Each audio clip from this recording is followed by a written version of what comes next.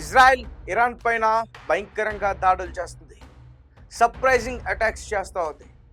ఇరాన్కి సంబంధించిన ముఖ్యమైన నేతలు ఎవరైతే ఉంటారో వారందరూ కూడా చనిపోతున్నారు. నాయకులు రీసెంట్గా ఐఆర్జేసీకి సంబంధించిన కొంతమందిని ఆల్రెడీ వైమానిక దాడులతో హతమార్చింది. అయితే రీసెంట్గా ఇజ్రాయెల్కి సంబంధించిన కాజ్ ఒక విషయాన్ని బయటికి అయితే చెప్పడం జరిగింది. ఇరాన్కి సంబంధించి ఇరాన్ ఇంటెలిజెన్స్ మినిస్టర్ ఇస్మాయిల్ కాతిబ్ ఆయన కూడా అటాక్లో చనిపోయారు. టెహరాన్లో ఈరోజు ఎయిర్ ఫోర్స్తో అతని పైన దాడి చేయడం అయితే జరిగింది. వైమానిక దాడులు అయితే అతని పైన చేశారు. స్పాట్లోనే చనిపోయాడంటూ కూడా చెప్తా ఉంది. రోజు రోజుకి ముఖ్యమైన నాయకుల్ని ఇజ్రాయెల్ అంతం చేస్తూ ఉంది. రీసెంట్గా అలీ లారిజానీని చంపేసింది. ఐఆర్జేసీ బసీజ్ మిలిషియా జనరల్ గులాం రజా సల్మాన్ కూడా చంపేసింది. అయతుల్లా ఖమేనీ నుంచి ఈరోజు వరకు కూడా ముఖ్యమైన కీలకమైన ఇరాన్కి సంబంధించిన ఆ నాయకులందరినీ కూడా చంపేస్తుంది. అయితే ఈరోజు చనిపోయింది ఇస్మాయిల్ కాతిబ్, ఒక ఇంటెలిజెన్స్ మినిస్టర్, ఇరాన్కి ఒక గూఢచారి అని చెప్పుకోవచ్చు, ఒక స్పై ఆఫీసర్ అంటూ కూడా చెప్పుకోవచ్చు. అలాగే అయతుల్లా అలీ ఖమేనీకి ఇతను చాలా సన్నిహితుడు, అందుకే ఇతన్ని హతమార్చారంటూ కూడా చెప్తాం. ఇతని మరణం తర్వాత టెహ్రాన్ ప్రాంతంలో ఎక్కడైతే అతని బాడీ ఉందో అక్కడికి లక్షల సంఖ్యలో చాలామంది ప్రజలు వచ్చి రోడ్లపైకి నినాదాలు చేసేందుకు కూడా ప్రయత్నించారంటూ కూడా చెప్తాను. దానికి సంబంధించిన విజువల్స్ అన్ని కూడా మనం క్లియర్గా చూడొచ్చు. ఇజ్రాయెల్ దాడుల్ని ఇంకా భయంకరంగా చేస్తుంది. హర్మోస్ జలసంధిని ఎప్పుడైతే ఇరాన్ క్లోజ్ చేసి అక్కడ ప్రెజర్ని తీసుకొచ్చే ప్రయత్నం చేస్తుందో ఇతర దేశాలపైన, అమెరికా ఇజ్రాయెల్ ఆ విషయాన్ని చాలా సీరియస్గా తీసుకుని అక్కడంతా కూడా ఫ్రీగా ఉండేలాగా ఇంకా ఇరాన్ చాప్టర్ని క్లోజ్ చేసేందుకు సిద్ధమైనట్టుగా కూడా క్లియర్గా కనిపిస్తూ ఉంది. అంటే ఆ హర్మోస్ జలసంధిని అమెరికా ఇజ్రాయెల్ వారి అదుపులోకి తెచ్చుకోవడానికి ప్రయత్నిస్తున్నారు అనేది అర్థమవుతుంది.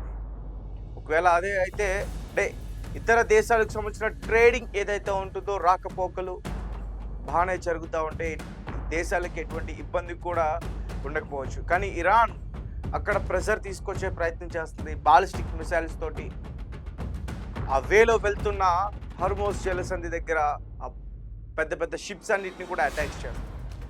సో ఇందుకోసమే ఆ నాయకుల్ని హతం చేస్తే ఇరాన్ బోల్తా పడుతుంది, ఇరాన్కి లొంగిపోవడం తప్ప మరొక మార్గం ఉండదని చెప్పి ఎవరైతే ముఖ్యమైన కీలకమైన నాయకులు ఉంటారో వాళ్ళందరినీ కూడా హతం చేస్తున్నారు అంటూ కూడా క్లియర్గా అయితే అర్థమవుతుంది. సో మరి ఇప్పుడు ఇరాన్ పరిస్థితి ఏంటి? ఇరాన్ నెక్స్ట్ ఏం చేయబోతుంది? ఇరాన్ ఇక లొంగిపోవడమేనా? ఇరాన్ ఇక ఇజ్రాయిల్ పైన అమెరికా పైన యుద్ధం చేయలేదా? ఇరాన్ పరిస్థితి ఏంటి? ఇప్పుడు అక్కడ ప్రజల పరిస్థితి ఏంటి? లొంగిపోవడం తప్ప మరొక మార్గం లేదా? మొదటి నుంచి కూడా ఇజ్రాయెల్ అలాగే అమెరికా ఇరాన్ పైన చాలా భయంకర దాడులు చేస్తూ ఉన్నాయి. ఫిబ్రవరి 28 ఆ రోజు స్టార్ట్ అయింది ఈ యుద్ధం. దాదాపు 19 రోజులు జరుగుతుంది.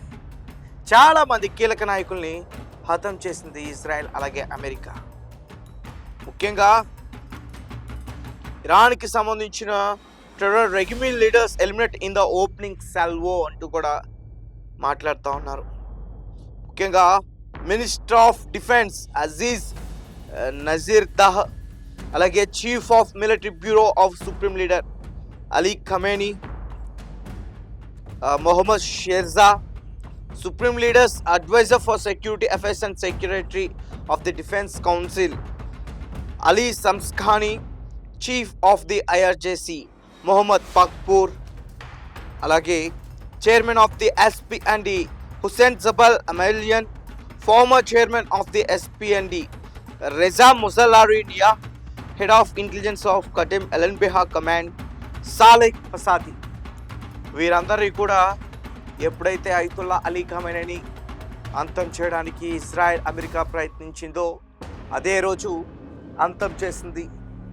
తర్వాత మోజ్దాబా ఖమేనీని కూడా మేము అంతం చేసామంటూ కూడా ఇజ్రాయెల్ అమెరికా చెప్పుకుంటూ వచ్చే తాజాగా నిన్న అలీ రిజాని చంపేశామంటూ కూడా వార్తలు వచ్చాయి. నిజానికి ఇరాన్ కూడా దాన్ని అంగీకరించింది. ఐఆర్జేసీ బసీజ్ మిలిషియా జనరల్ గులాం రజాన్ కూడా హతం చేశారు.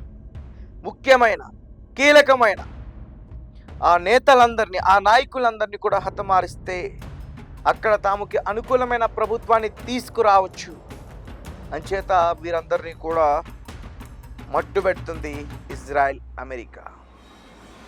మరి ఇప్పుడు ఇరాన్ పరిస్థితి ఏంటి? ఇరాన్ నెక్స్ట్ ఏం చేయబోతుంది? ఇరాన్ అంధకారంలోకి వెళ్ళిపోయింది. మరి ఐఆర్జేసీకి సంబంధించిన కీలక నాయకుల్ని కూడా పూర్తిగా ఆందోళన చేయలేదు, కానీ ముఖ్యమైన నాయకులను అయితే చంపేశారు. ఐఆర్జేసీకి సంబంధించిన ముఖ్యమైన నాయకులు మొత్తం. మరి ఇప్పుడు ఫ్రంట్ లైన్లో ఉండి ఇరాన్ గవర్నమెంట్ని నడిపించేది ఎవరు? పెజిషియన్, ఇక ఫారెన్ మినిస్టర్ అబ్బాస్, ఇట్లా ఇంకా చాలామంది ఉన్నారు. ప్రస్తుతం వారి మాత్రమే మిగిలి ఉన్నారు ముఖ్యమైన నాయకులు. మిగతా వారందరూ కూడా చనిపోయారు. ఇరాన్కి ఇక లొంగిపోవడం తప్ప వేరే మార్గం లేదా? ఏం చేయబోతుంది ఇరాన్? ఇంకా ఎటువంటి దాడుల్ని తీవ్రతం చేసే ప్రయత్నం చేస్తుంది? మీ కామెంట్స్ ఏంటి? మీరేం చెప్తారనే విషయాన్ని ఖచ్చితంగా మాకు తెలియపరచండి.